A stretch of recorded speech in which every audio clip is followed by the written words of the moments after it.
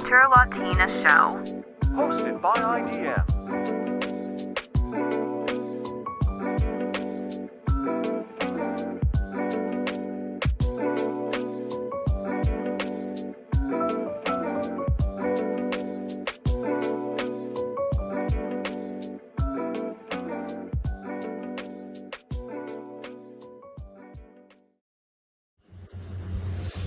Yeah, finally. Hello, everybody. Hello, Nina. How are you doing?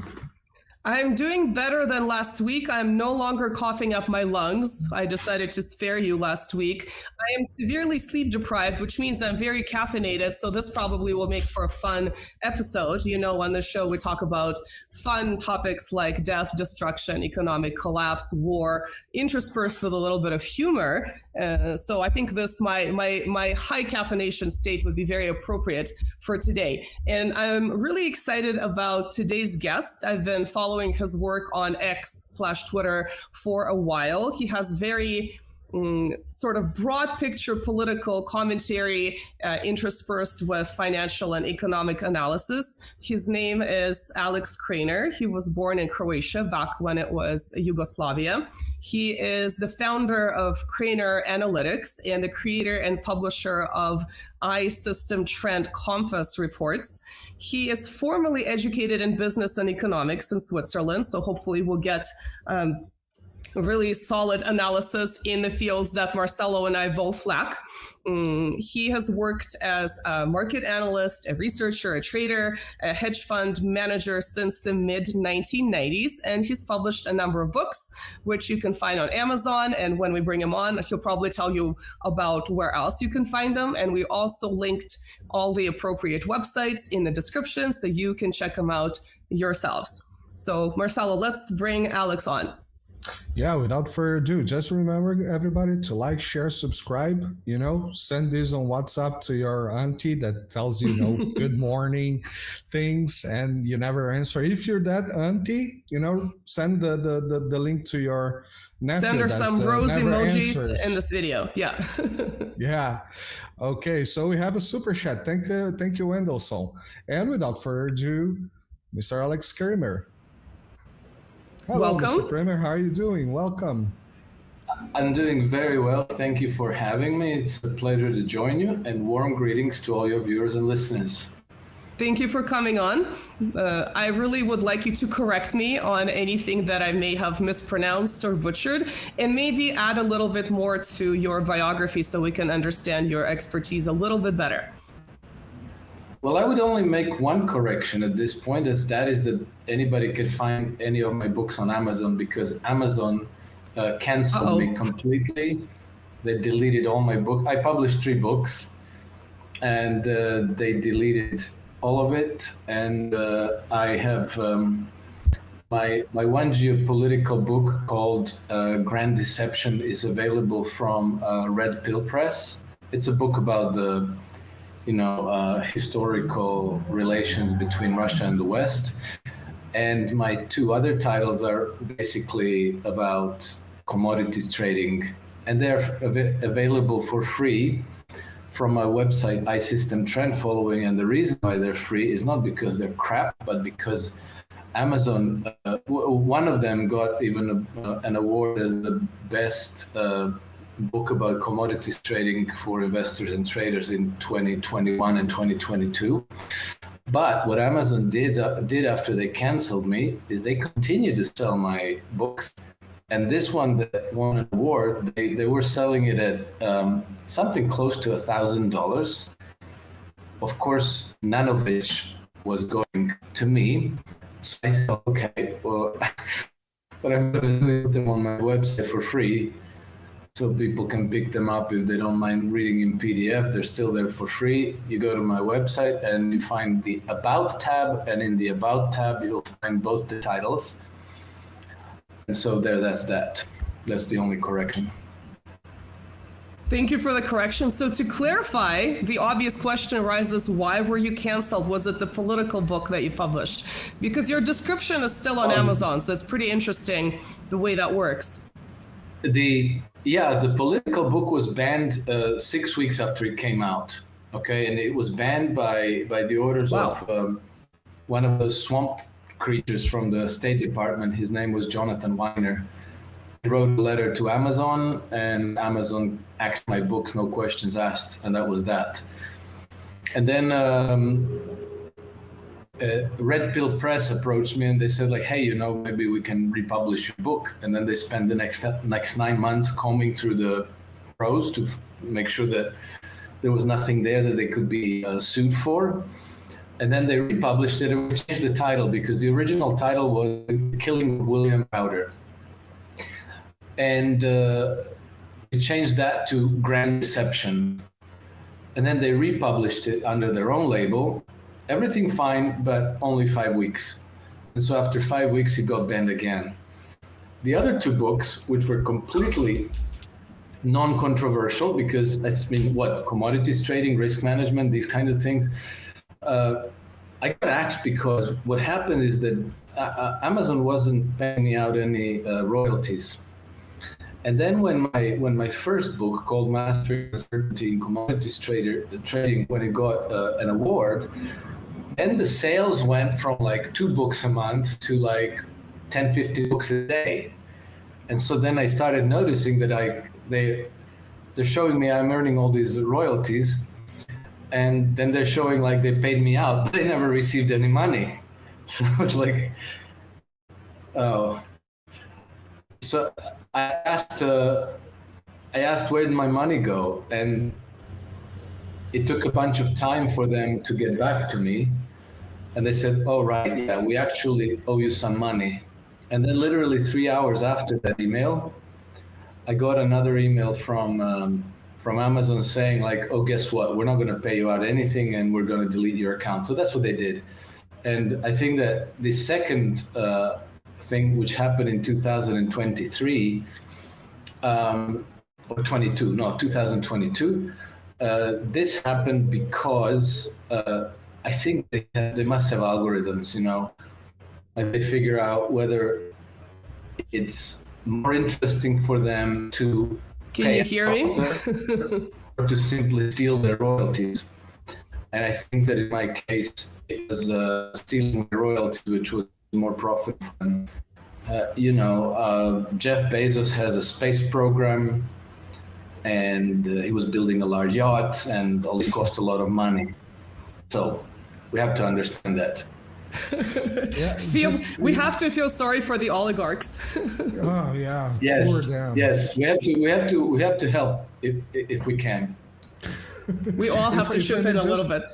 Jumping quickly here, we have another channel called Through the Eyes Off, with Anya K, if I'm not mistaken.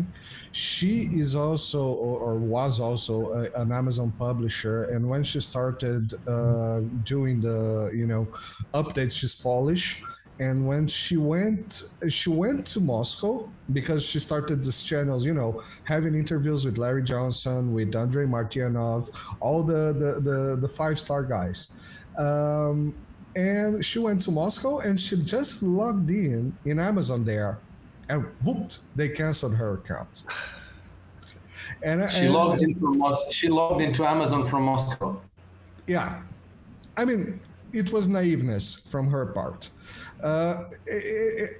There's a series. It's not exactly a documentary series. It's kind of based on real facts in Netflix, which is the German guys that actually wrote Google Earth, and then Google just simply stole from them. And it was just easy to do that because people have no chance to go to the United States and sue the companies like Google, like Amazon. Well, and even if they do, they're going to lose anyway.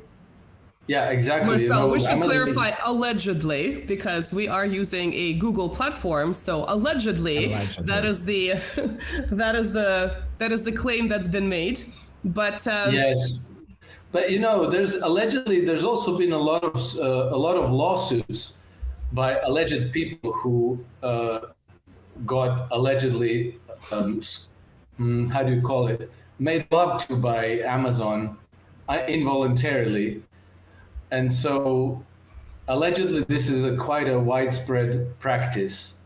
Allegedly. in our personal opinion. I know that I'm not the only one.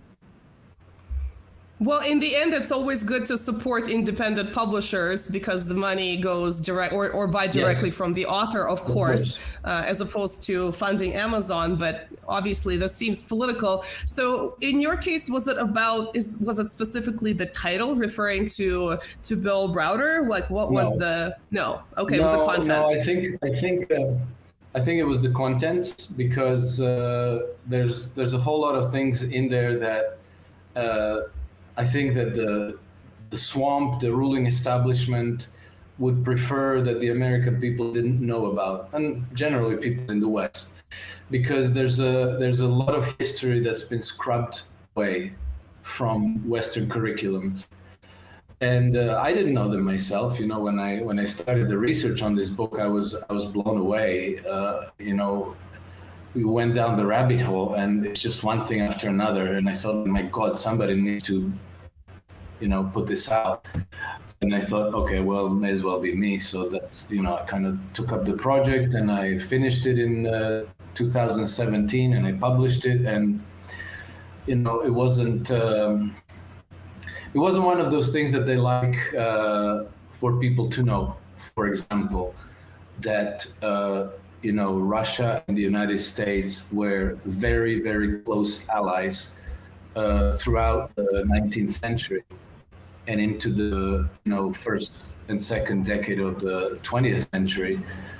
That Russia intervened in U.S. Civil War on the side of the Union and helped Abraham Lincoln preserve the Union, because had Russians not intervened, United States probably wouldn't exist today. There was also backing during the revolutionary period. I'm not sure if you covered that as well, but yes. No, I didn't. That wasn't in my book, but I am aware of the history. Yeah, so you know that relationship between Russia and the United States goes back a long time. It has mostly been friendly and mutually supportive, i.e. there were close allies and friends, and say the 19th century was considered part of the American folklore, that this was like such a tight alliance and such a close friendship that it was basically part of the American national identity, this friendship with Russia. And then, you know, it took a lot for them to scrub that away and turn that into the hostility that we have today, which has, you know, which doesn't come. It doesn't happen randomly. It's created deliberately. I'll give you an example, like a concrete data point. I was watching a presentation by Vladimir Posner to Yale University in 2018, and during the Q&A session after the presentation, Vladimir Posner told his audience that he had paid himself a group of researchers to dig up all the stories from the New York Times for during a period of 3 years, 2016, 2017, 2018, the stories that mention Russia in it.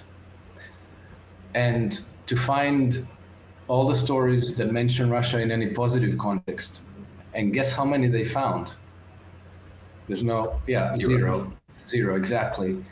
So, you know, like either there are zero redeeming qualities to Russia and Russian people, or there's a fatwa out there that thou shalt not speak well of Russia. And, you know, I've been to Russia on several occasions. I know some Russian people, and I can tell you there's a lot of redeeming qualities to Russia. And so is the latter. It's the fatwa, thou shalt not speak well of Russia. And that's become part of our cultural folklore today in the West. And so you still have a lot of these people who think of themselves as educated, you know, because they read newspapers, who know what a terrible, horrible place Russia is and what an evil thug Vladimir Putin is. And so, I thought these kinds of things, and particularly the protagonist of my book, William Browder, they were actually deliberately dragging the West into a large-scale conflict, world war against Russia. And I thought this needs to be stopped. This we can't have this. And so anyway, that's how I decided to write my book, and it didn't get very far, but in a way, the fact of Amazon banning it actually gave me some attention. So I didn't sell many copies of the book, but it went around. It went around as a free PDF quite a bit. So it didn't die. It didn't die, and it didn't get silenced. So kind of like the Streisand effect, don't read that book, and then everyone jumps and goes to see the book. Yeah, a little bit, yeah. I think we should clarify that Vladimir Posner, if our listeners are not aware, is a kind of an older Russian journalist, but he's very liberal. So it's interesting that he would be pursuing kind of this trajectory of trying to mend the relations between Russia and the US, at least at that stage, because politically he's much more liberal in terms of like pro-West liberal in terms of instead of being kind of more patriotic, nationalistic, perhaps. And well, yeah, also during the 1990s, he was quite a big name in the United States. He used to have programs with Donahue, and so back then he was almost a household name. Yes, so exactly. Not a nobody. Yeah, and I think we should also clarify for those who don't know who Bill Browder was very active in Russia in the 1990s. We talked about the dismal, hellish privatization policies on this program earlier, so I think our listeners would be aware of the type of things that happened with just insane privatization of public funds, the way that a small number of Russian oligarchs got rich, the way the sort of regular people suffered. So that's the context in terms of the kind of person that this individual is. Shockingly, he follows me on X. I'm not sure why. I don't know how I earned that. I never interacted with him, so I was kind of shocked to find out that this person that I don't really think highly of, for whatever reason, follows me. I guess maybe he considers me to be one of those evil Russians who is disseminating, alternative narratives. But let's get back to sort of the original idea for this presentation. You may have noticed that we called it "All Roads Lead to London." This is something that you say a lot on your X account, because I think a lot of times when people think about who rules the world, they talk about the US as the sole hegemon. So it's very interesting that you would be talking about London as a financial center. And your recent YouTube video that I think everyone should go and check out sort of connected all these seemingly disconnected ideas between the economic situation in Britain, the recent race riots that took place in Britain, the level of backing that Britain has provided for the war in Ukraine, and you sort of really nicely pull all of that together. So if you can kind of elaborate on why do you use this tagline, "All roads lead to London"? What is the idea behind it? What are the sort of the financially/economic and political reasons for this? Okay, so I began to understand this exactly while I was doing the research for my book Grand Deception, because if you look at things kind of on the surface level, you get the impression that we're living in the age of the American empire. The United States is the most powerful nation in the world. They're just running the show, and then there are all these little satellites that kind of tag along, and Britain is one of them, maybe the most faithful partner of the United States in all of this. But then when you dig a little bit under the surface and you start trying to understand the moving parts in this whole equation, you realize that actually an awful lot of initiatives are coming from London.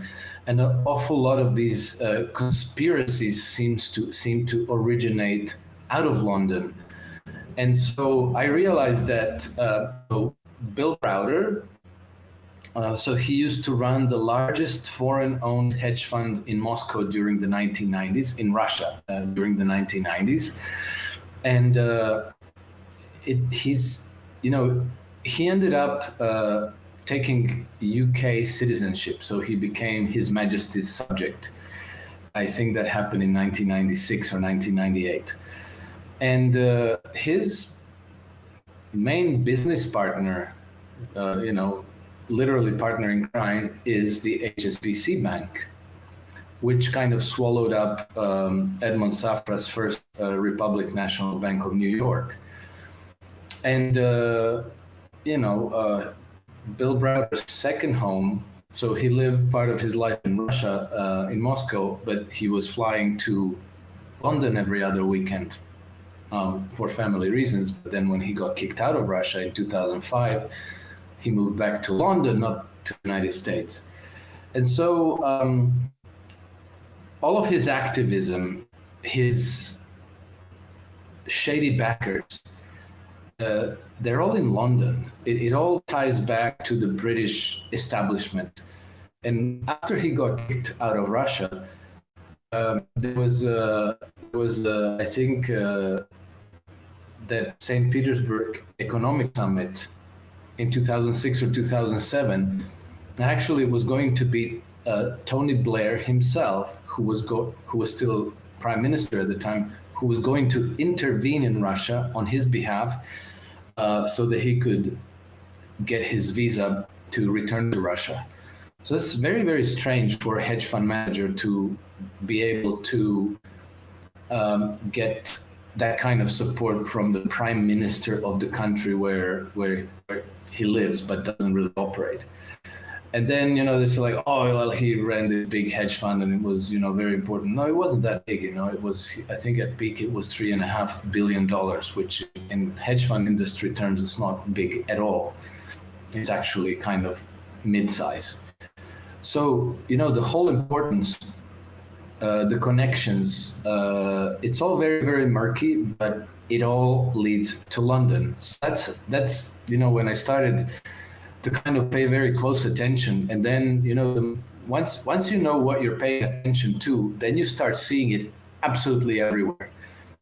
And so so Bill Browder affair is not household item to most people, but Russiagate is closer to home. And if you remember Russiagate, practically the whole thing was cooked up in London. So the man who drafted the dossier, Christopher Steele, former MI6, I don't know how former he is, but they work for MI6 and they set up their own consultancy, and then they're former MI6, but they still work for the same network. His boss was Sir Richard Dearlove, former head of MI6. Then there was Stefan Halper, another MI6 asset. There was, I don't know, half a dozen names, all of them linked to the British foreign policy establishment and or MI6. And even there was a person who was living in Virginia, close to the CIA headquarters, whose name escapes me now. He also was a former MI6 person, former British guy. And then the funny thing is that, all of this wasn't covered very extensively in the media in the United States, with the exception of Fox News. And Fox News, the man who was all over this was, what's his face? Sean Hannity. Sean Hannity was all over it. And I don't know if you'll remember, but all of his reports about Russiagate, he was very pro-Trump. So he was defending Trump about Russiagate. But he was also clearly, very deliberately obscuring the role of all these Brits in the, how do you call it, in the affair.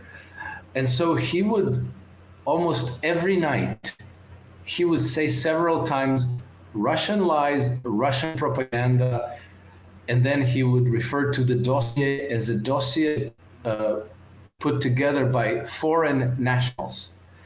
And he would he would do this in a way to give you the impression that, the Russians, right? It's the Russians.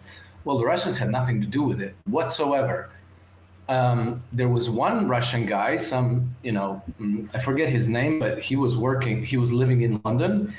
He was working for Christopher Steele, and he was like supposedly the original source of the allegations, but he was some, nobody who just, you got some Russian nobody to give you this to say that it comes from a Russian source. Okay, that's how glib it was.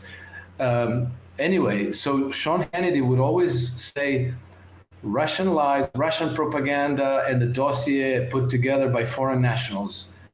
Well, those foreign nationals were all Brits. And it's practically unmentionable. And another affair, which is more recent, well, it's not that recent, it's 12 years ago, but it's the HSBC affair. When HSBC in the United States got caught laundering money for a terrorist organization and the Mexican drug cartel. And then, there was this massive SEC investigation, and they got documentary proof that HSBC was doing that. The consequences under U.S. law should have been that the HSBC should have lost banking license for the United States, and about 30 individuals from the board of directors and the C-suite management should have ended up in prison with stiff prison terms. Instead, they got a parking ticket of about 5% of their revenues for 2012, and everything got kind of shut down, all on the orders of London. It was letters going from George Osborne in the British cabinet to Obama administration to Eric Holder, and Eric Holder intervened on HSBC's behalf. They muzzled the Department of Justice and the SEC, and you never heard of the thing ever again. And HSBC continued to live happily and make profits in the United States ever after, and launder money for drug cartels and financing terrorism. So that's a British bank. That bank is the main partner in crime of William Browder. So is this alleged or is this proven in terms of the sort of the crimes? The HSBC affair is no. The HSBC affair is very much proven, and it's proven. Okay, it's such a big story. There's a 300-page Department of Justice or SEC or U.S. Senate Banking Committee, I forget who, but there's a 300-page investigative report which can be found. But you don't want to read a 300-page investigative report. So what you can do is you can find John Titus' documentary film, All the Plenary's Men. Okay, that's the title, All the Plenary's Men. And that documentary is 1 hour, but in that 1 hour, he lays it out with such nice condensed clarity, which makes it obvious that Eric Holder and Barack Obama's administration were traitors to the United States, that HSBC was guilty of laundering money for Mexican cartels and terrorist organizations, and that they got off scot-free, essentially. Interesting. I think for those of us who may not think of London as this hub beyond being a major financial center, even for those of us who pay attention to sort of the mainstream news, we remember the crazy story of the Skripal poisonings with Novichok, and these people disappeared after all this publicity, and no one knows whatever happened to them, whether they're alive or dead. I mean, there was clearly a very particular purpose for using them in this way. We also know, you talked about all these oligarchs moving from Russia to London. We know that someone like Boris Berezovsky was in London. He was exiled, but he was sort of trying to come back. He was writing these apology letters directly to Putin, and it looked like things might work out. And then he died for those of us who like to put on our tinfoil hats in a very strange way. We don't really want to go too far into this particular story, but you guys are welcome to Google it. The timing and the way he dies is just very weird. So, of course, conspiracy theories, you can say they're going too far, or you could say there's definitely something to digging a little bit deeper into the way he died. Something strange happened there. So we definitely see that. But I think in today's day and age, in the current context of the war in Ukraine, again, if we only pay attention to the mainstream media headlines without putting on our,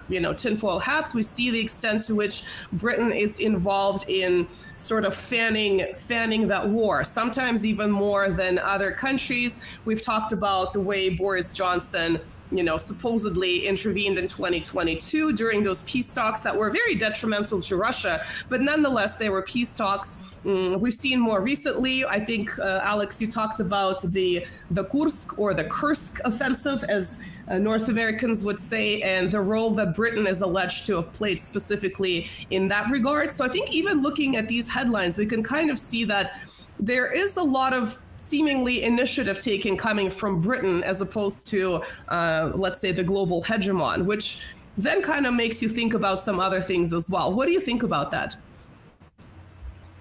Yeah, I think the more you look into it, the more difficult it is to avoid the conclusion that London is the global headquarters of the Western Empire. It's the empire's philosophical, strategic, spiritual headquarters. It's the mortar of the empire, and most of these war initiatives come from London. I'll give you another example. We talk about war in Ukraine, but there's another example which also kind of died in the media. There was a little contrail that appeared with it. So that was in, I think, 2019, when the Iranians downed American drone in the Persian Gulf, and there was a lot of pressure on Donald Trump to launch a bombing campaign against Iran, which would have triggered a large regional war almost inevitably. And so, for whatever reason, Trump told us his reason, but there was probably other reasons. Trump declined, and then there was a volley of cables exchanged between the British Embassy in Washington, D.C., and London Foreign Office, where the British ambassador in Washington, Sir Kim Darroch, was absolutely incensed that Donald Trump didn't go and bomb Iran. And those cables were revealed by Anonymous at the time, and they got picked up by the social media and many of these alternative media sites. And so he was lambasting Trump for not taking the opportunity to launch war against Iran.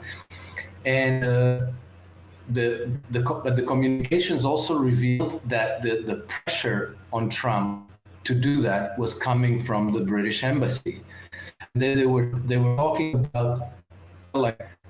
about Trump being reluctant, but that they can push him by flooding the zone around him, by making sure that all of Trump advisors are on the same page and that they all influence Trump the right way.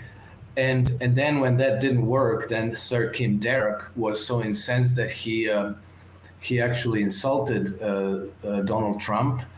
He wrote, I don't remember exactly the word, but he wrote some ugly things about Donald Trump in those cables. And when they got leaked out by Anonymous, it was scandal enough that the Brits had to recall him and send a different ambassador. It was so this all had Trump bombed Iran, we never would have known. This would be again the United States doing the bad deeds around the world, and the Brits go along with it because of our allies that we have to support our ally and look at all these bad things we've done just because we were trustingly dragged into these wars around the world. It's like it's kind of a Prince Andrew excuse of why he was continuing to see Jeffrey Epstein, because he was too honorable, so it's always the same thing. But it's once you start paying attention to this, it's everywhere all the time. And now Ukraine, the Ukrainians launched this suicidal incursion into Kursk on the 6th of August. Zelensky was in London for 2 days on the 17th and 18th of July, discussing this with Keir Starmer's cabinet. We know that because Mikhailo Podolyak, Zelensky's security advisor, told us as much. And so we know that it was discussed in London. We know that the plans for this incursion were made at least a year in advance. They never pulled the trigger because it was an idiotic idea to begin. But why they pulled the trigger now in 6th of August, as they are already losing the war in Donbass, is quite a mystery. I've listened to many military analysts, and nobody can come up with a better idea than, they were going to take control of the Kursk nuclear power plant, and then use it as a bargaining chip in their negotiation. Okay, so that's plausible, but they could have done this only at a massive cost to themselves, and the likelihood of them succeeding. It's one thing to take control of it; it's something else to actually keep it. So it was going to be a suicidal mission anyhow. That doesn't make sense because you're weakening your defenses in the front where the war is being decided. To go and grab something is going to cost a huge bill to try to do that.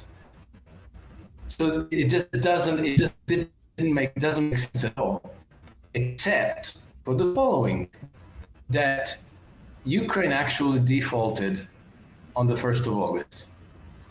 So they had all these bonds that they weren't servicing because they were granted a grace period for 2 years by the foreign bondholders, worth about $20 billion, right? That's bonds owned, so sold by Ukraine to private investors like BlackRock, Amundi, Fidelity, PIMCO, these kinds of large Western asset managers. And so they granted Ukraine 2-year grace period. Okay, you don't have to service these debts, but that grace period was expiring on the 1st of August. And then in the second half of July, there were these negotiations where Ukrainians, these Western bondholders were very, very keen for Ukraine to start servicing at least the interest on those bonds. And Ukrainians were, no, we can't. And everybody knew that the state of public finances in Ukraine was so catastrophic that it was going to capsize Ukraine. So the Ukrainians were asking for a 60% reduction in the amounts that they owe.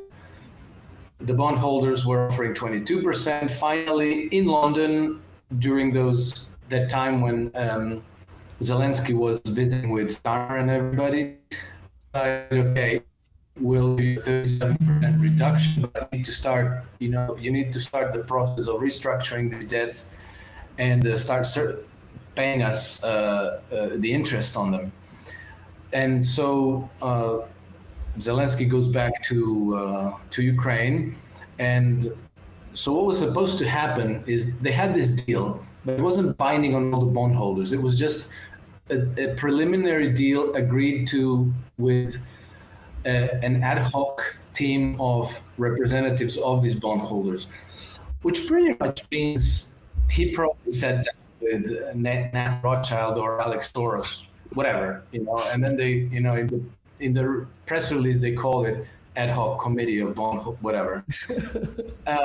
So the Ukrainian finance ministry was supposed to go to these bondholders and basically beg them to accept new bonds in exchange for the old bonds with the 37% reduction.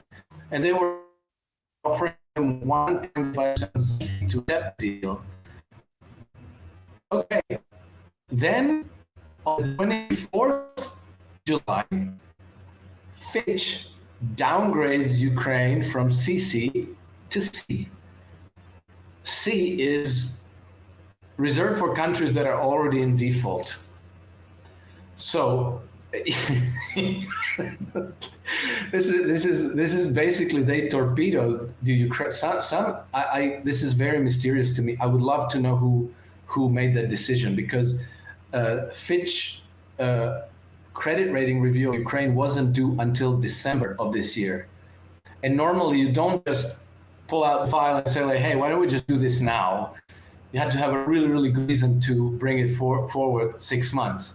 So somebody made that decision for some reason, and I need to find out who or why, because this basically, this is like Ukraine hitting an iceberg, and Ukraine's bondholders and the UK and the EU and everybody who's on the hook for this.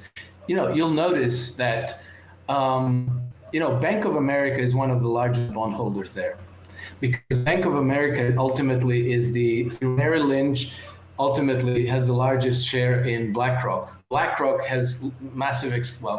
They have large exposure to Ukraine bonds. BlackRock is getting rid of real estate in Florida as we speak. Warren Buffett is getting rid of Bank of America stock shares like as fast as he can. It's like people who know are boarding the lifeboats, and people who don't know are still partying in the in the second and third class of this Titanic. But it's sinking. It is sinking. And so on the 31st July, Zelensky signs a decree suspending all servicing of foreign debts. Basically, declare default in not as many words, and the decree takes effect the next day on the 1st of August, exactly the day when the grace period granted by the foreign bondholders expired. And then 5 days later, they go and launch this incursion to Kursk, right? Interesting. And what happens on the same day exactly is that the Council of Europe approves a 4.6 billion euros payment to Ukraine. Okay, and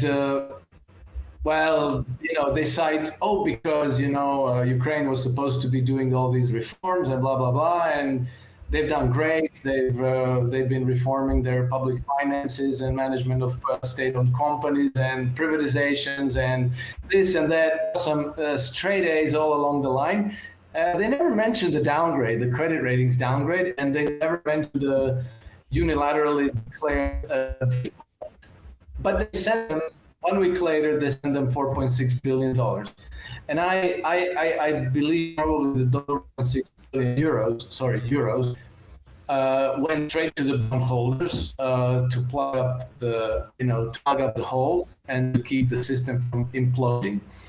And then at the very same time, the Bank of England is preparing us for the new repo programs, which is now growing by leaps and bounds. So on the 22nd July, the exact same day when the Ukrainians announced this deal with bondholders, the Bank of England announces the new thinking about the management of bank reserves so that they can better support businesses and the economy in the UK. And they say like, hey, we should be doing more repos. For anybody who remembers the repo crisis of 2019 in the United States, going the route of repos basically means that one or more of your banks in your system is bankrupt, basically. They can't balance their books.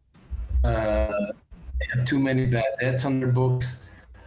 And so the central bank has to bail them out. And then they do this through repos, which are repurchase agreements where you post collateral to the central bank, and then they give you cash, and you're okay. And then maybe the collateral can be toxic sludge, but they say, okay, well, for us, this is worth, 100 cents on the dollar, so, here's the money, and you're in business. And so the Bank of England pretty much announced that they will be accepting a much broader range of assets as collateral in the repo programs.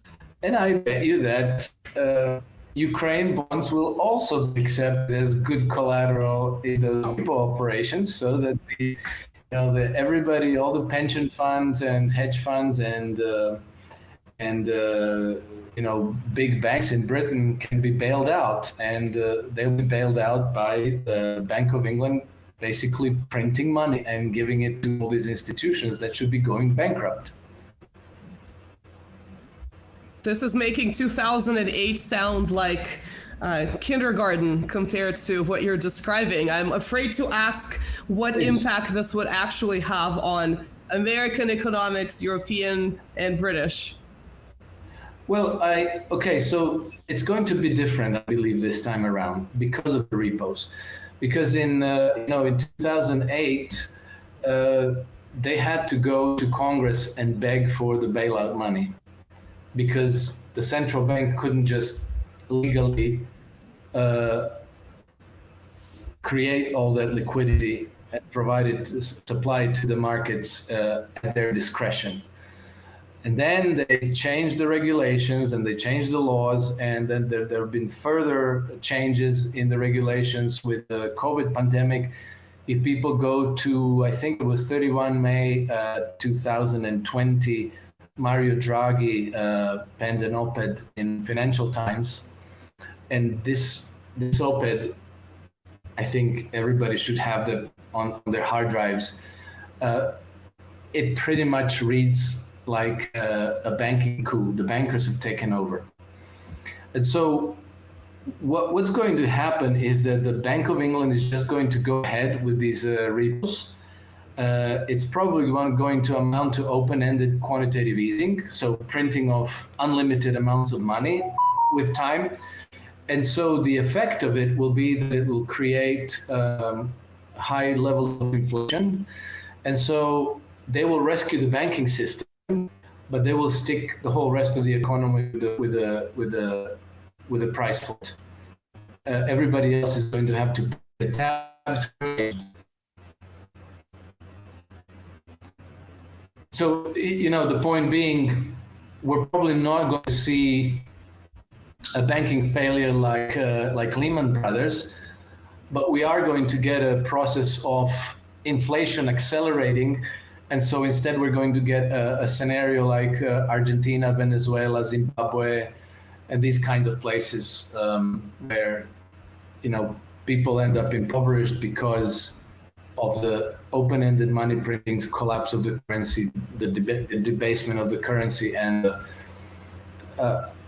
who knows, maybe even hyperinflation. We'll find out. I don't think anybody can predict this even with any remotely accurate terms, but this is very, very symptomatic for all such systems, and practically every empire that ever was, if they used money and credit, this is how they ended, with a banking failure, crisis of hyperinflation, and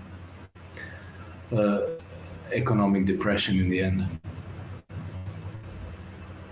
Can you make a prediction for Ukraine? I mean, in addition to just getting these massive amounts of so-called military funding, other foreign economies are essentially running Ukraine's even public offices. So, I mean, it goes much deeper than just giving them money for war. And you just said that they defaulted. Can you make a prediction maybe in sort of the medium to the long term of what would happen to that country? I know it's difficult, but... it's difficult because Ukraine is facing a total social and economic collapse and political.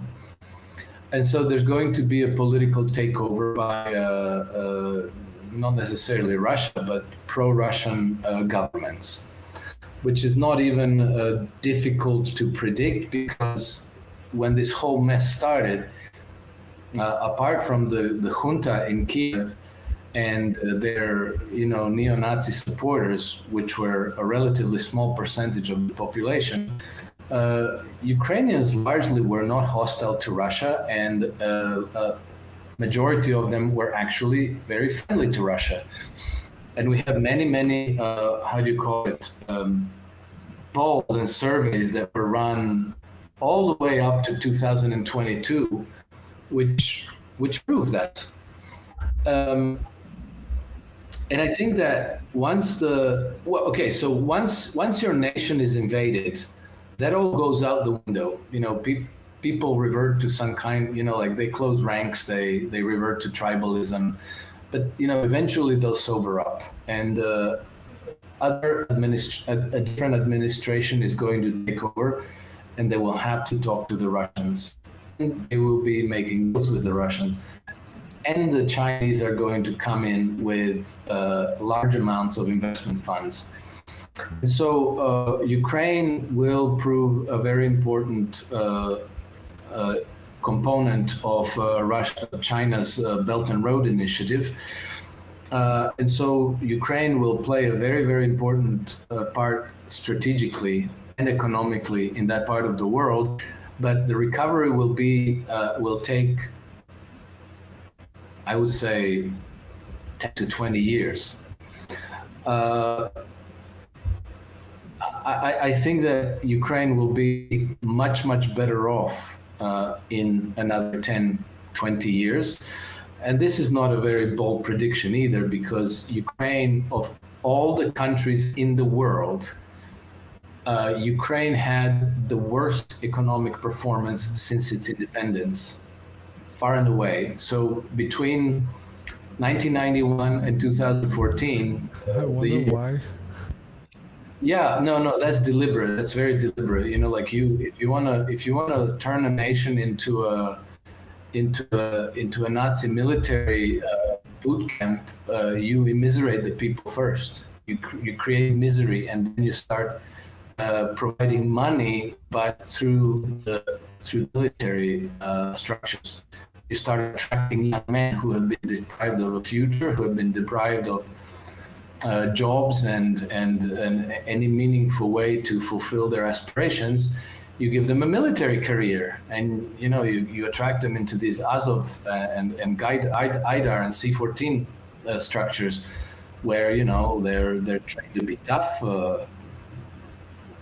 Where you brainwash them that they have these grand historical missions of bringing the nation to the greatness that was taken away from them by the Russian Jewish mafia, blah, blah, blah, blah, blah. All of that was done. And all of that was done on purpose. And all of that was done in a premeditated, planned way.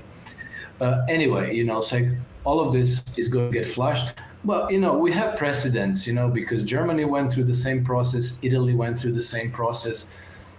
In a different way, Soviet Union went through the same process. And so we know that, there's a rough road ahead. But the Chinese are literally waiting for this war to end, to come in with investment funds, with investment projects. And Ukraine is a very, very rich country in terms of resources. Unfortunately, not so much in terms of well-educated population, because by now almost half of them have either dispersed or have been killed. But there's great potential there to develop, and it will be developed, and then it will be integrated as a part of this multipolar world, rather than part of the Western empire of lies. I think this is a very cogent explanation, because you often hear, what is the Chinese role in the war in Ukraine? Why is China cooperating with Russia to the extent that it does? And I think this investment explanation, after everything is said is done, is very plausible. So that brings me to my next question. Where do you see BRICS? You really kind of have a spectrum of opinions. Some people think it's a paper tiger, it's completely irrelevant. That was sort of the dominant thinking maybe 10 years ago or so. Other people see it as a threat to unipolar hegemony. Perhaps truth is somewhere in the middle. Where do you see this organization? Where is it going? Is it really going to bring a more maybe multipolar, fairer world to us all? Or is that kind of a delusion? No, I don't think it's a delusion. I think it's very, very real. I think it is an entirely new, let's go back to George Soros, because one thing that he told us 3 years ago in Davos is that, what we are observing in the world today is a clash between two systems of governance. And that's very, very, this is a war between NATO and Russia, and Israel and Palestine, and China and the United States. There's all these conflicts, but they all have something in common, and they really are battles in this war between two systems of governance. And so George Soros explains this as open societies versus closed societies, which is just basically a slogan, essentially. That doesn't mean anything. What it is actually is the clash between the Western oligarchic, imperialistic, colonialist system versus everybody else, the whole rest of the humanity, including all of us who live under this oligarchic, colonialist empire. And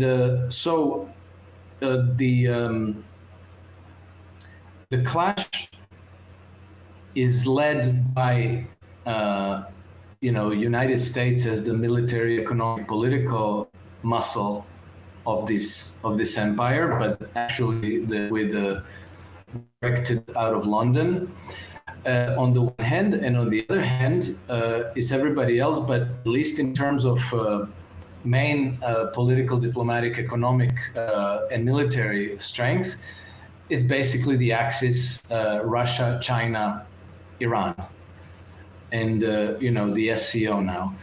And Russia and China are, in all earnestness and all seriousness, developing a very different kind of system of governance, a very different arrangement about how nations can trade with one another, how nations can cooperate with one another. It's moving away from the state of permanent warfare to the state of perhaps simply constructive cooperation and mutual benefit for all.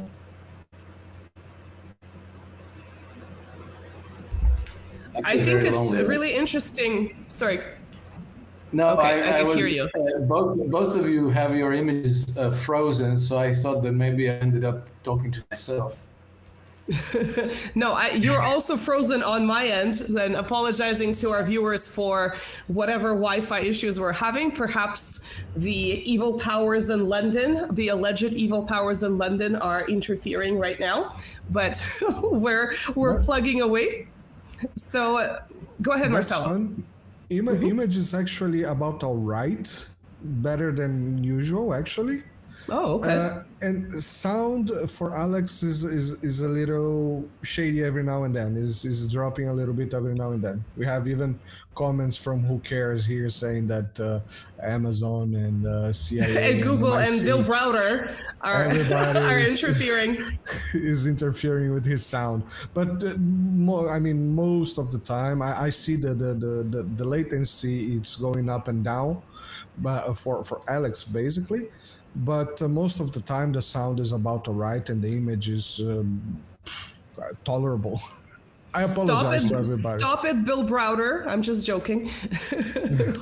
Yeah, we apologize for any technical issues. But I think if you look at the way that Eurasian integration is heading, you kind of have to cooperate if you're going to build across the continent. And so far we've seen, for instance, China coming into the traditional Soviet sphere of influence in Central Asia. You don't really see Russia sort of challenging that much. So there does seem to be an understanding with the relative weights of these economies, China being this developing giant. So that's really interesting. Obviously, China is also involved in places like Belarus. So Ukraine would be the next obvious step for them after the war is hopefully over.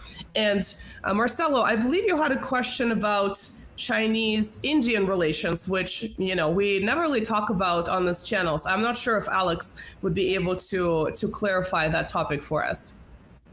Well, yeah, I was watching an interview you did with Nima from Dialogue Works, and I've been participating to some ex Twitter, or according to Larry Johnson, shitter,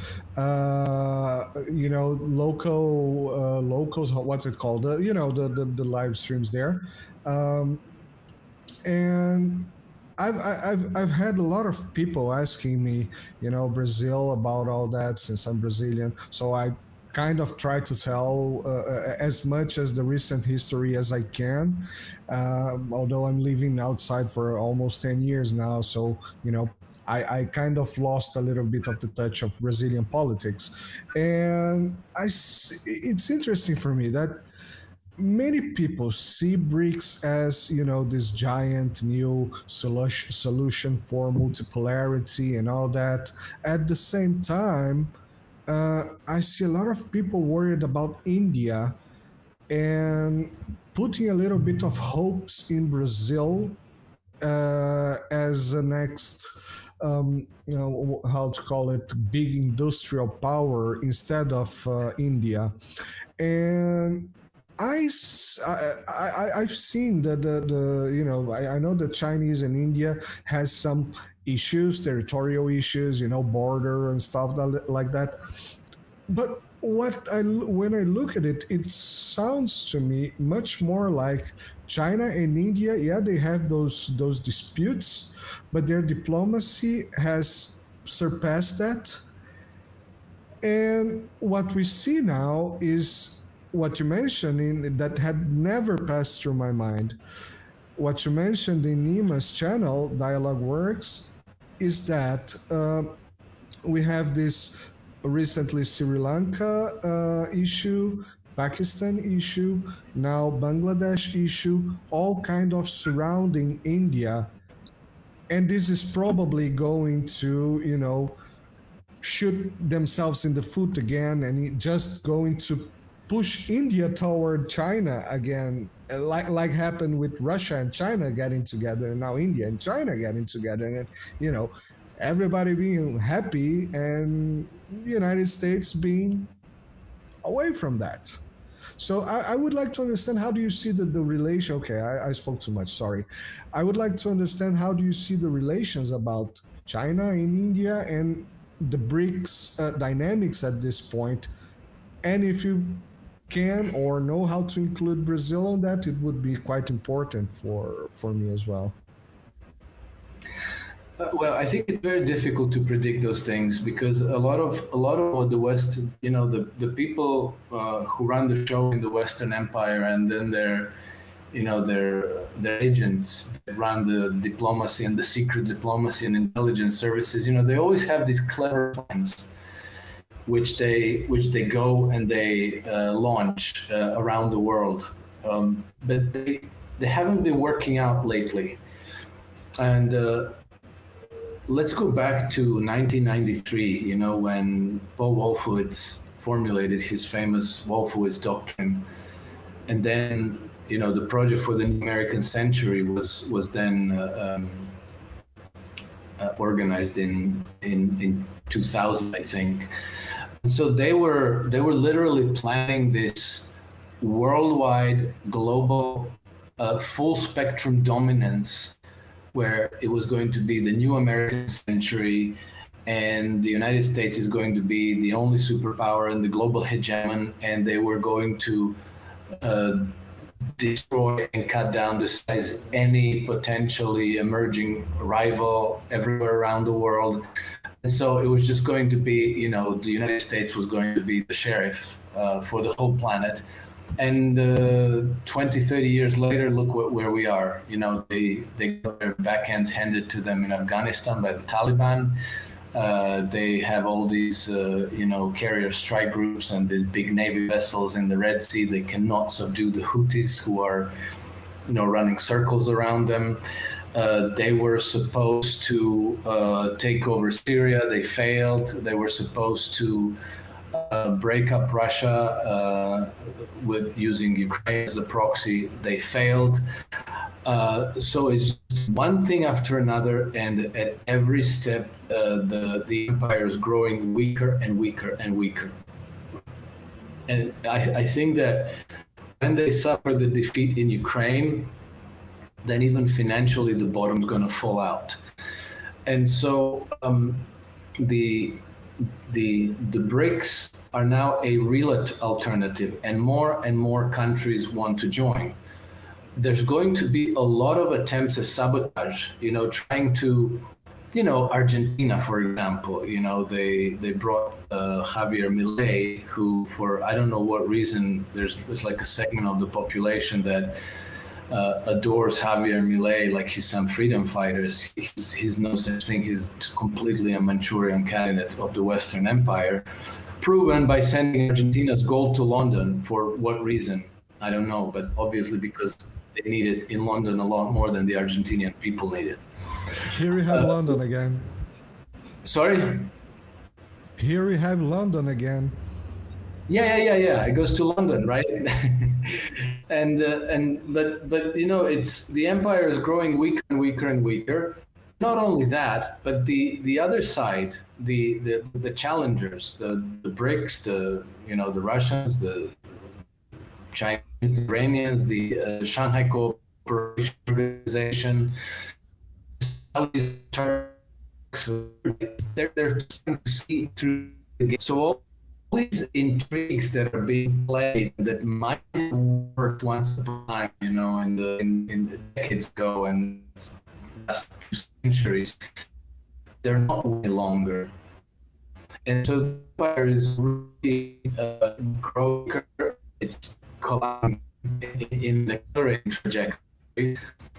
And things are not very complicated, actually. And I'll explain the crux of the matter, the difference between the empire and what anybody reasonable would do if they were arranging relationship between two nations or more nations. It's the empire basically wants control of the resources. That's the colonialist aspect of the empire. Why do they want the control of the resources? Because those resources are money good collateral for the financial system. And the financial system turns those collateral into loans, which become then assets on their balance sheet. So, if the United States has military bases in, Saudi Arabia, then they can oblige the Saudi government to give preferential access to those resources to Western corporations like Exxon and BP and Shell and so on. And those companies, to develop those resources, are going to take out loans. They're going to finance those developments with Western banks, which means that Saudi oil reserves are going to become collateral of Western banks.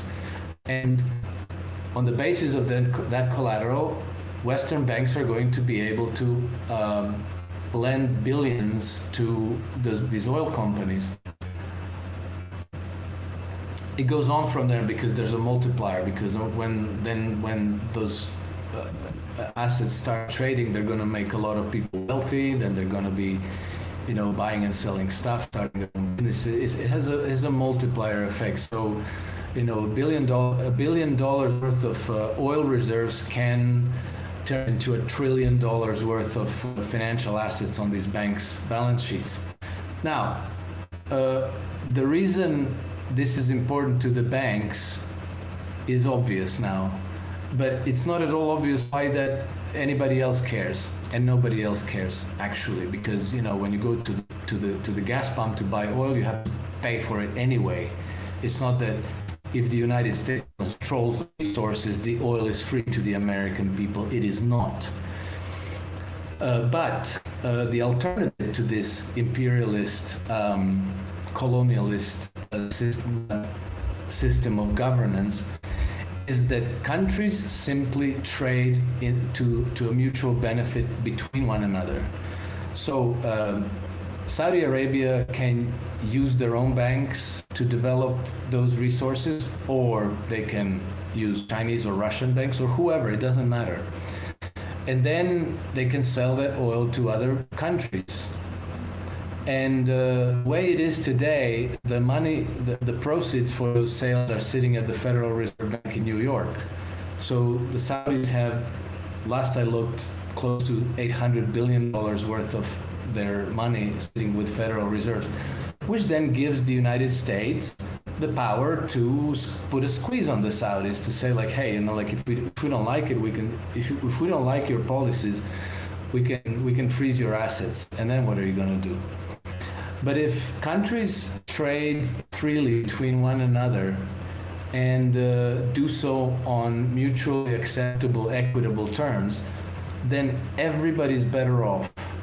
So, instead of one center of power extracting wealth from other colonies and all that wealth accruing to one hegemon, you have instead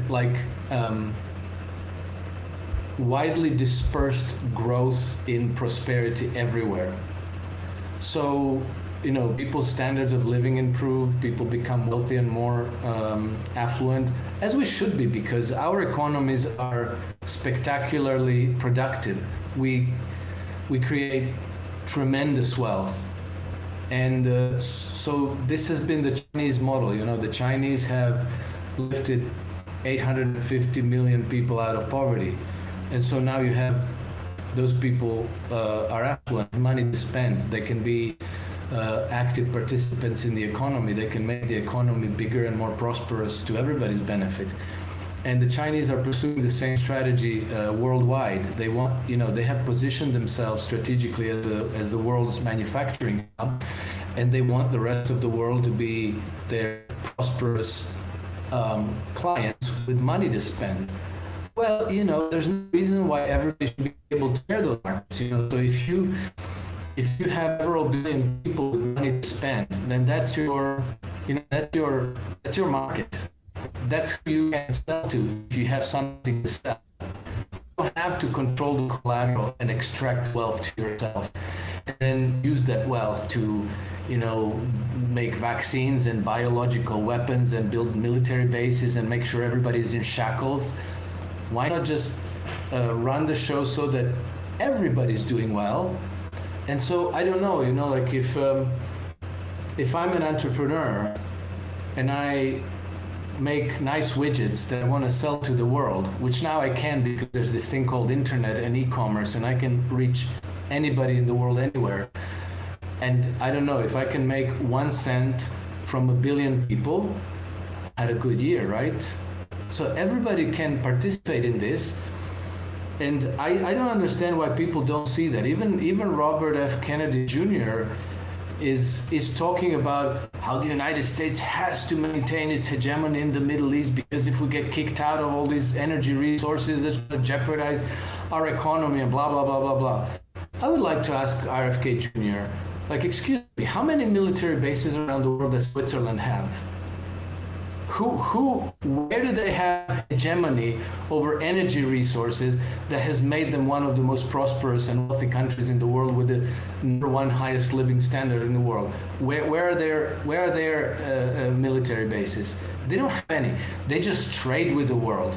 They run their strategy so they're like, hey, let's make things that we are good at making, and let's sell that to the world, and let's buy the things that we want, and everybody's happy, right? You don't need to have military bases and put guns to other people's heads to give you their oil and their lithium and their cobalt, and right? You can just trade for those. What do the Americans do? Well, you know, Hollywood makes best movies in the world. I mean, it's toxic sludge, but I have to grant them, they're still the best in the world at telling a story. You know, like if you watch a Swedish or a French film, you want to shoot yourself in the face. Even if the story is good, by the time they told the story, you're like, God, you know, what? did it have to be this pain?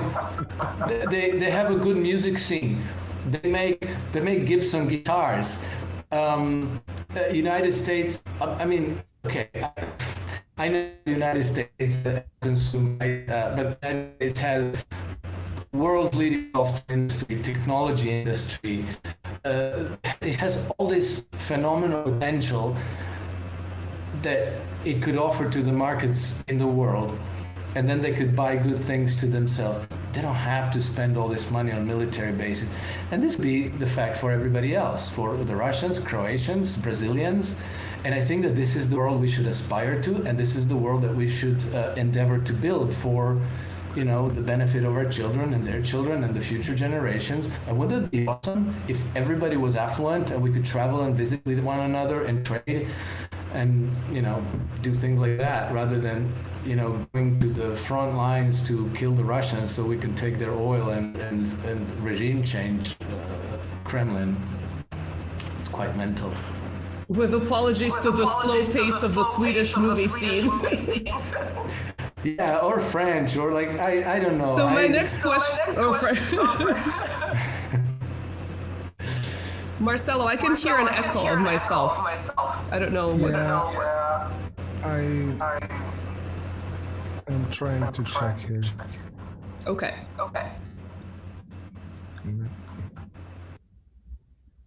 All right, try now. Okay, let me try again. So currently, the US dollar is a reserve currency. With this push for multipolarity, are we going to see a basket of currencies coming from BRICS? Is there going to be a single currency that will eventually replace the USD? Where do you see that heading? I think that the United States dollar will gradually be losing its dominance as the global trade currency and as a global reserve currency. We already see the central banks around the world are trying to acquire gold on the fastest pace I think we've ever seen, or at least in the post-World War II time. I think that the trade in the future will be conducted in probably at first in terms of local currencies, the national currencies of countries that exchange. You know, we had this is not terribly complicated. We had this system in the communist bloc. You know, we had the thing called the clearing dollars, right? They were not real dollars, but they created a clearing system where, you know, the countries, Soviet bloc and the countries, you know, maybe non-aligned countries that traded with them, rather than exchanging US dollars, you know, with bank accounts in the New York banks or in London banks for euro dollars, they had these clearing accounts, and they somehow kept tab of who owed what to whom, and the system worked perfectly well. You know, obviously there's going to be problems if some country, you know, imports a lot and doesn't export much, and then their currency is going to go down. But you know, that's life. You know, nothing is guaranteed. You're going to have something on your balance sheet that's going to decline in value. You're going to have other things that are going to go up in value. That's a normal thing in life. As you know, like if you're a farmer, maybe one year you're going to have a bad crop, or one of your crops is going to fail, and that's just a fact of life. But it doesn't mean that we can't remove impediments to trade, and that we can't find others. Well, the IMF, for example, if you become a member of the IMF, you're actually agreeing to never trade, to never export your commodities or whatever you're exporting in gold. So, it's illegal for countries to say, okay, so we're sending you 1 million barrels of oil. Well, that'll be 10,000 ounces of gold. Thank you. That would not be enforceable. That would not be a legal contract, and you would come immediately under sanctions. But there's no reason why this all shouldn't be liberalized and then allow people to trade in whatever they want: ounces of gold, Bitcoin, US dollars, yen, whatever, Brazilian real. And so I don't know, if I want to have Brazilian real in my bank account, then maybe tomorrow I'm going to buy something in Brazil that I would like to have, or maybe I'm going to exchange it for some Brazilian asset and then buy something from Argentina with that. Whatever, none of that is terribly complicated, and we do have the communications technology today that any of that can be arranged easily. It's the impediments and complications that are being forced into the equation by, the vested interest behind this empire that want us all to be their hostages and dependent on the systems that they have created.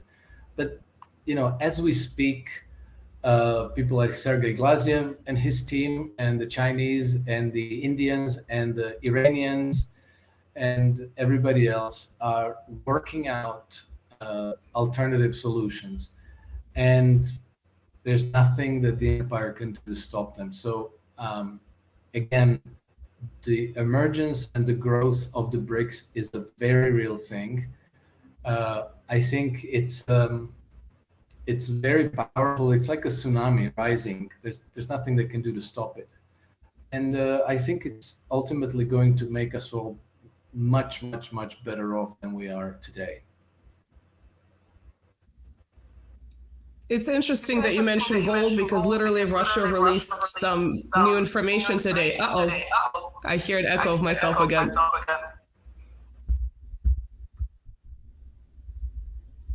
So they published their financial data from today, and their international gold and foreign exchange reserves reached their highest level since February 22, which is now at 614.5 billion as of August 23rd. Of course, half of these are frozen due to sanctions, so Russia didn't plan perfectly for the escalation in the war in Ukraine. But do you see using gold then as kind of a more sound way of essentially making your economy stable instead of printing money? I guess it's kind of an obvious question, but what do you think about these developments? I used to think that, Nina, but I don't anymore. And the problem is that, if you use gold as your currency, or if you have a gold-backed currency, then yes, okay, you have sound money. But as the economy grows, there has to be more and more currency in the system in order to be able to lubricate that the exchange. And unless you find more gold and dig it up and tokenize it so that it can be used as means of exchange, then your economy starts to be held back, because even if you're raising the productivity in the system, there isn't enough means of exchange for the trade to go on. And so, also, second point with the gold, we used to have sound money. We used to have periods of history where they used silver coin or gold coin, and it wasn't a better world necessarily. The Roman Empire used silver denarius. It wasn't a good experience. Roman Empire was almost as bad as the British Empire and almost as bad as what we're seeing today. Or maybe it was worse. I don't know. But it was very, it was an oligarchy. It was a money lender controlled oligarchy, like the same as we have today, except it went on for several centuries, and it ended in dark ages. It ended in almost complete destruction of the civilization in Western Europe, and by the time the whole empire unraveled, we have several centuries then where stone houses disappeared from the archaeological record. Houses were no longer being built. Like the cheap goods that make things. Like things that you need, like clay pots, bricks, nails, things like this that can be easily produced in very large quantities by a productive economy. It has the means of allocating credit and the means of exchange in relative abundance. Then all of these things get made, and so the economy is functional and it provides for people's needs. But if it disappears, as it did in Western Europe after 400, then practically the economy goes back to primitive exchange of bare necessities, barter. Anyway, so gold can play a role, but it can become also a choking point for economic growth. This is the same reason why I don't see the Bitcoin as a solution, because it's limited to 27 million Bitcoin, right? And no mass. And so what happens when you need more? I know Bitcoin enthusiasts are going to bury me with arguments, but I'll tell you right in advance, you're wrong. Think it through. No, quite sincerely, think it through, because, okay, let me try. I know we've been going on for a long time, but this is a relatively complex argument. But here is where our economies run into headwinds.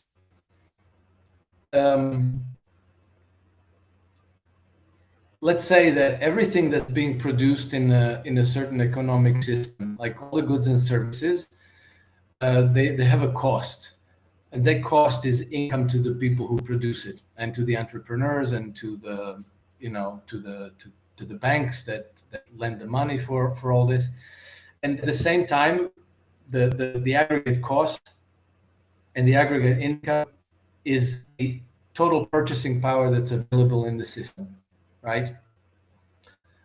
And so for the economic system to be balanced, the aggregate prices of goods and services exactly absorb the purchasing power. Now, here's where the problem happens. That people normally retain part of their income as savings. And you can call that 5 to 10% typically. Sometimes it's more. But so in every business cycle, every year, typically, let's say 10% of the purchasing power is held back. So now all the goods and services that you produced, you cannot sell them at the aggregate prices. You're going to have to lower the prices, right? Or you're going to have to destroy the goods.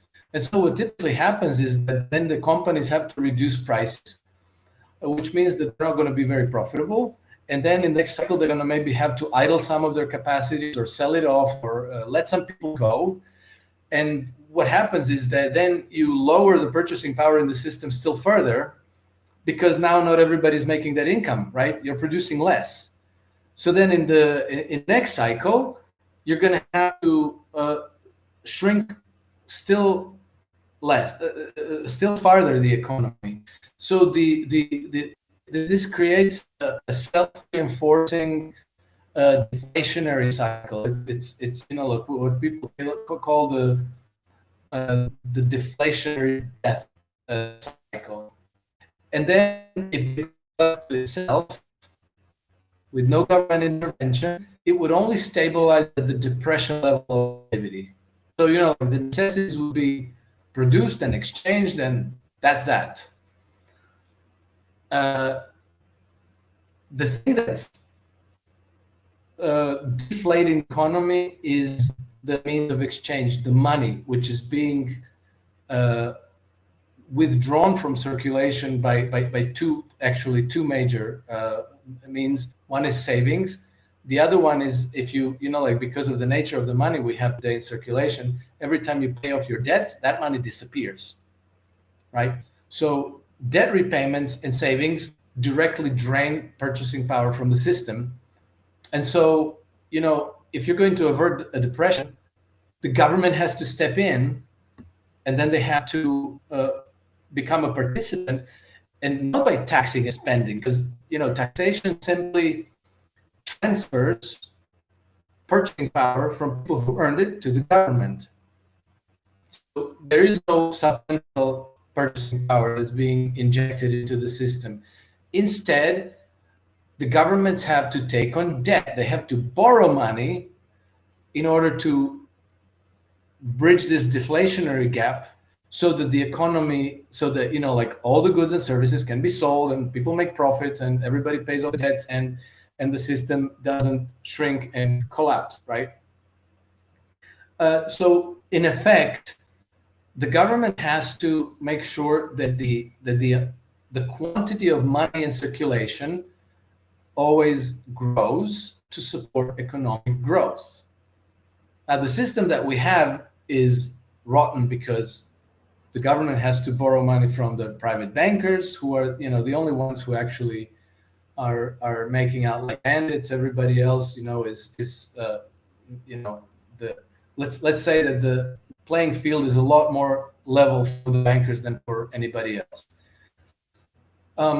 Nevertheless, the quantity of money in circulation has to keep up with the economic growth. Okay.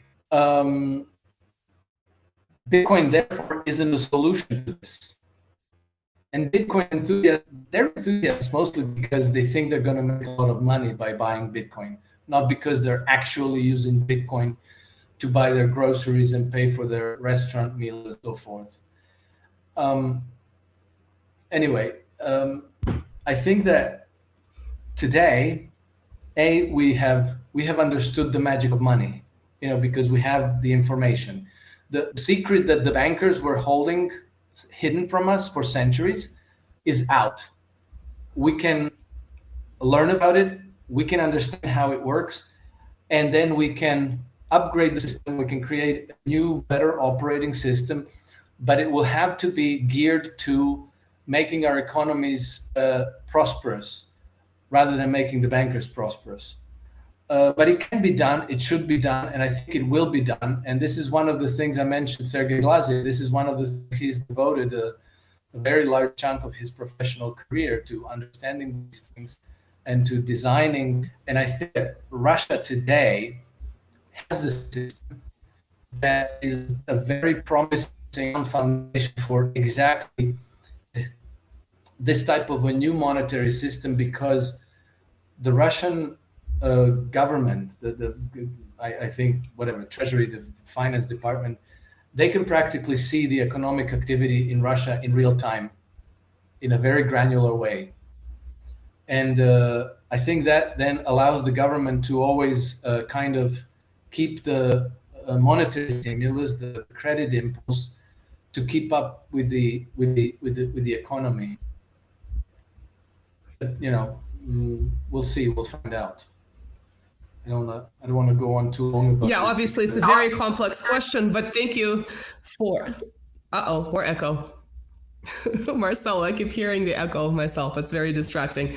Yes. Thank you for debating Bitcoin enthusiasts who are not on the show, so they cannot respond. But that was very educational for those of us who do not dabble in Bitcoin. I guess my last question would be, and then Marcelo, you can jump in or we can look at the comments. There's lots of compliments in there. Do you view China as sort of the facilitator to the improvement of relations between Europe or the EU, maybe Europe without the EU, and Russia?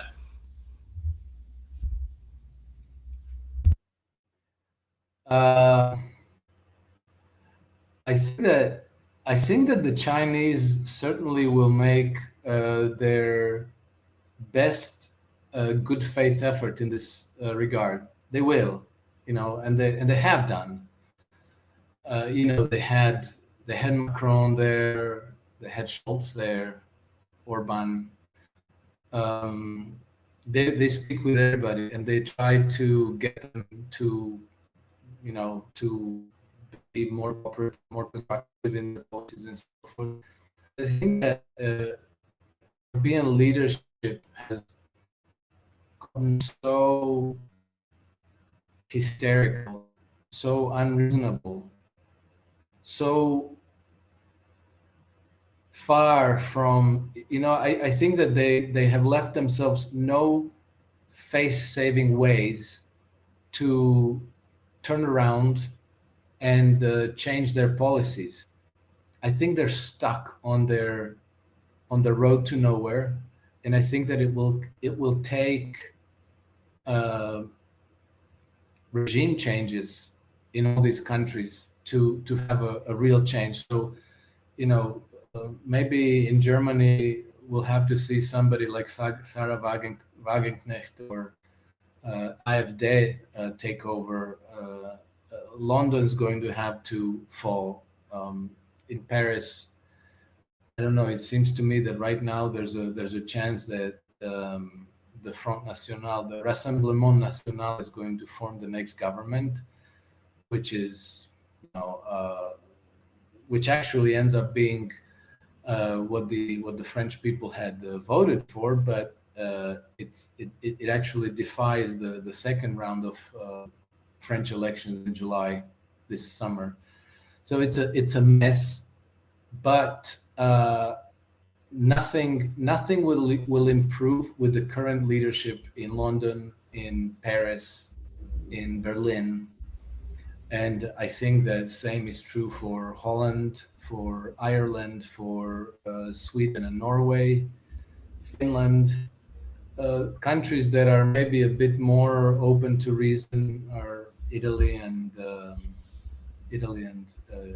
Slovakia and Hungary, but it'll be a process. So the Chinese might try, but I think that for as long as we have the current governments in power in all these European nations, and so for as long as the EU is still there to put a spanner in the works, it's going to be very difficult. So Europe needs to free itself from the EU. Free itself of the EU, absolutely. It's a fraudulent construction. It's not going to be a good episode in history. It's Shakespeare would say, shame and nothing but eternal shame. Sorry for dropping out. This is why I'm paying $115 a month for the internet, is to disappear randomly. Marcelo, do you have any questions? I know it's been a lot of my questions, but I wanted to jump in and ask you. At this time, I think my main interesting was, of course, about Brazil and BRICS and India-China situation. There's still, I would have some comments about the Ukraine Kursk incursion, but I think we can just leave it for other time. I mean, we are jumping into 2 hours already, and this has been a long Winter Latina show so far. There's a lot of comments, but I'm not seeing quite comments phrased as questions. So I don't know if you noticed any actual questions. I'm seeing a lot of sort of commentary on what we've been talking about in the chat, but there was one comment that I thought was interesting. At some point, I also stopped looking at comments because I was trying to fix everything that was broken. echo and breaking the sound and stuff like that. But so this was a comment from Luis Hernan. I think he's from my channel actually. And it was the following. It's a bit big. It's going to be a quick read. I humbly suggest this reading: Europe versus America: Contradictions of Imperialism, English edition, it mentions. The focus of this book is the emerging economy confrontation between European and US capitalism at the end of the golden age of capitalism in late 1960s. Ernest Mandel here paints a remarkably clear, comprehensive, and detailed portrait of trends. At that critical period, Mandel moves with ease from the most general international. I'm sorry, it's bad to read here. Oh, I lost. Yeah. So is it just okay. a book? Most general international problem to the specific of corporate activity and field developments into business and economic word scenes. Perhaps it's just too much information, and I read. It sounds like it's a book recommendation as opposed to a question. So I guess my question then would be, to really wrap this up, is are we going to go beyond capitalism? Is there going to be some sort of mixed system that maybe we're seeing in China, or are we going to stick to the system of capitalism that is then attached to liberalism in many cases?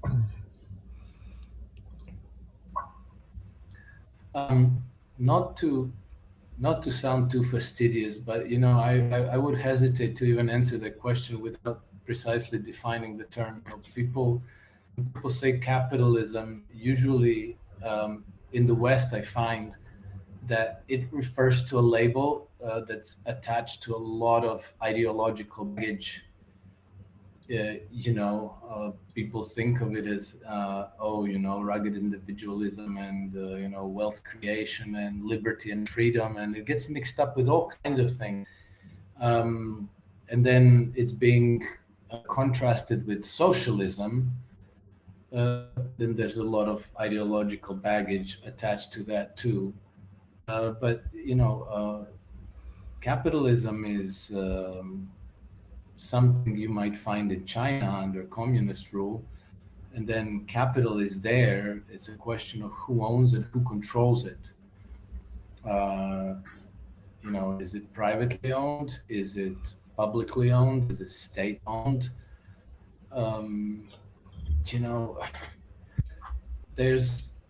There's obviously going to have to be private enterprise that's going to be driving economic growth and prosperity, which means there has to be a vibrant small and medium-sized enterprise as the main growth engine of the economy. But then there's a very legitimate place for larger corporations, and then there's a very legitimate role for the state as at the very least as a regulator of the infrastructure assets and projects. And so I think it's very important to look at what works. We in the West have been very heavily brainwashed to simply take the blanket position that everything that's private, capitalist, blah, blah, blah, is super awesome automagically, and no need to think farther than that. But then if you ask them okay, so how's your railway systems? What does your public transport look like? What's the state of your roads and airports in your country? The ports?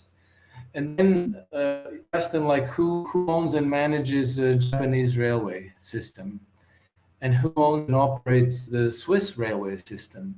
Those are jewels of economic enterprise. They're masterpieces, but they're state-owned and state-run.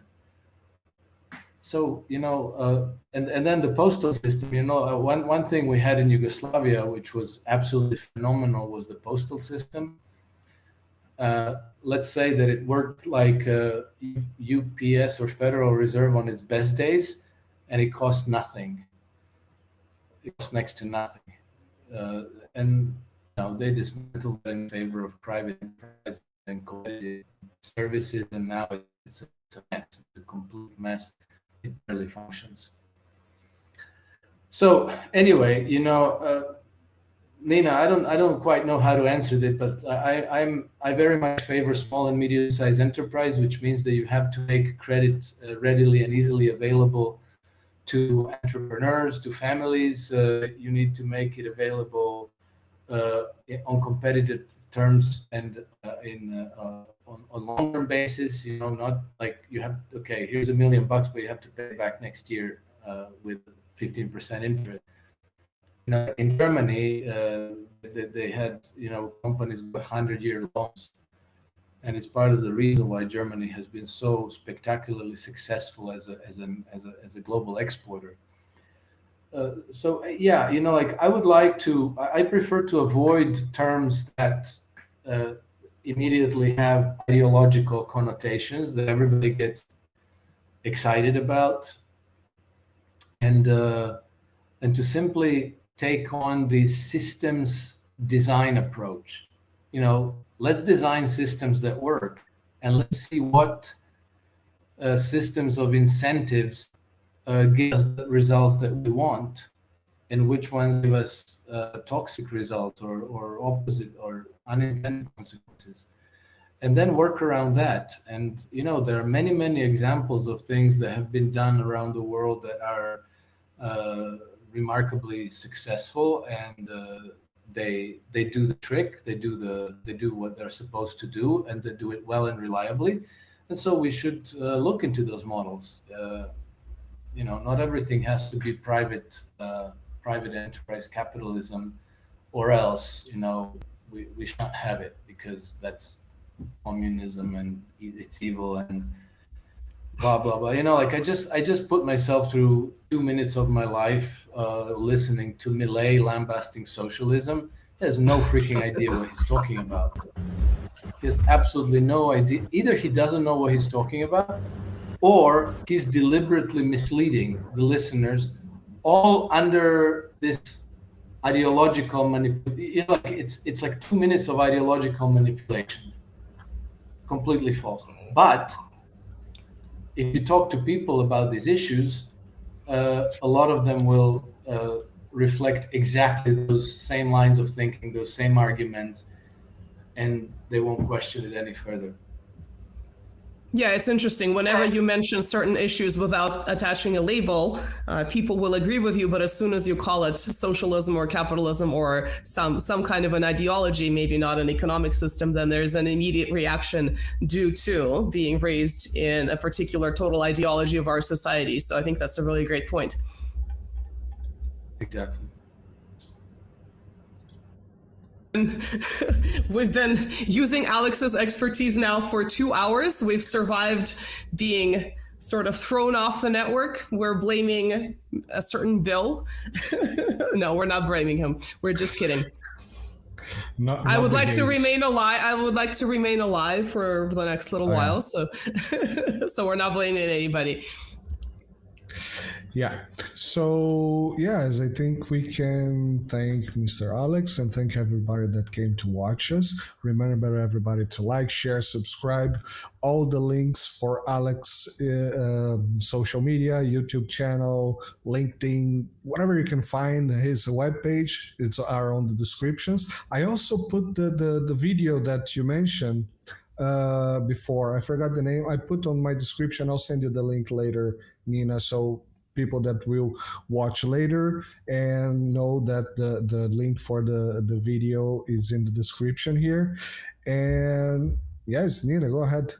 Thank you so much for putting up with us, Alex, for 2 hours. We would love to have you back. Maybe we can expand upon this ideological / economic discussion in a kind of more systemic way, because today we covered just about every topic and we blamed London a lot, which I like to do as well. So we'd love to have you back at some point, but thank you guys for watching and we will see you in the next one. Bye. Thank you for having me. Bye-bye.